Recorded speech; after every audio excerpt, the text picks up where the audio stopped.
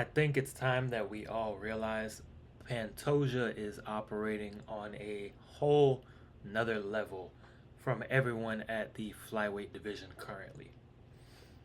Pantoja blew the doors off of Kaya Sakura at UFC 310, and I really didn't see that coming.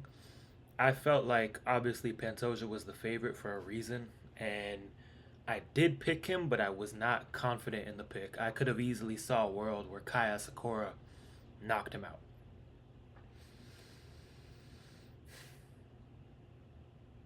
Pantoja is just way better, I think, than we give him credit for. And I think a part of it is because he has been in all of these close fights that are just absolute wars.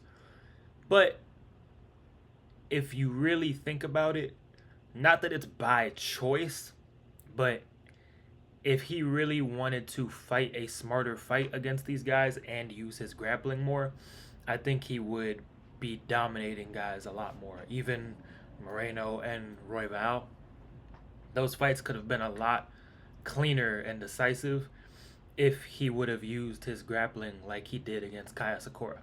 Now, he was able to do that against Kaya Sakura because that is a major hole in Kai's game currently.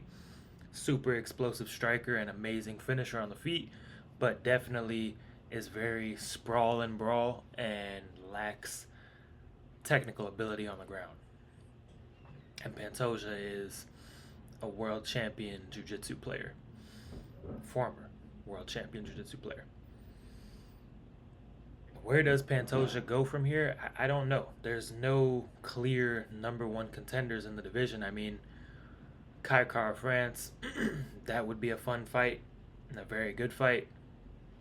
Um, Brandon Moreno just got his win a month or two ago. There's options, but none of them really pop out like you would hope. That's why Kai got the fight in the first place in his UFC debut, because there was no clear number one contender for Pantoja at this point. Pantoja gets on the mic after the fight and calls out Mighty Mouse. I would love nothing more than for DJ to come back to the UFC, but it's just not going to happen.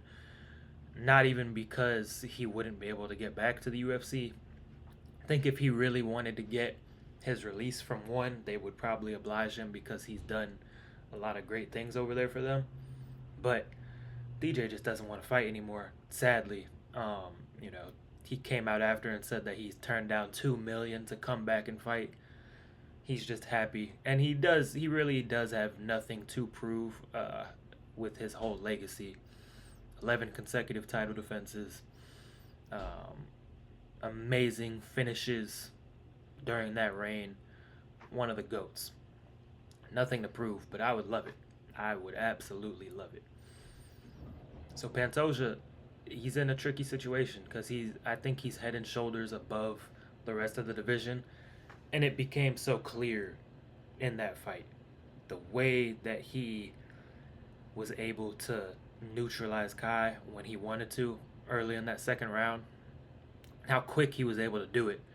Um, I thought that if Pantoja won this fight, he was going to have to slow the fight down, which he didn't really do in the first round. He kind of played the striking game with Kai. He did shoot for a takedown early, but he wasn't able to get Kai down really and establish any dominant positions on him. First round, back and forth on the feet. Kai lands that explosive flying knee to start the fight like 15 seconds into it. They're really going back and forth. Kai's landing some shots. Pantoja's landing some shots. And I was like, okay, if this is the way this fight is going to go for 5 rounds, I just don't see Pantoja being able to stand up to Kai's power for 5 rounds. But he gets through that first round. Pretty even first round, back and forth. Second round starts. Pantoja was on him. Quickly got his back, got the rear naked choke. Beautiful finish. Quick. Looked like he put him out for a second.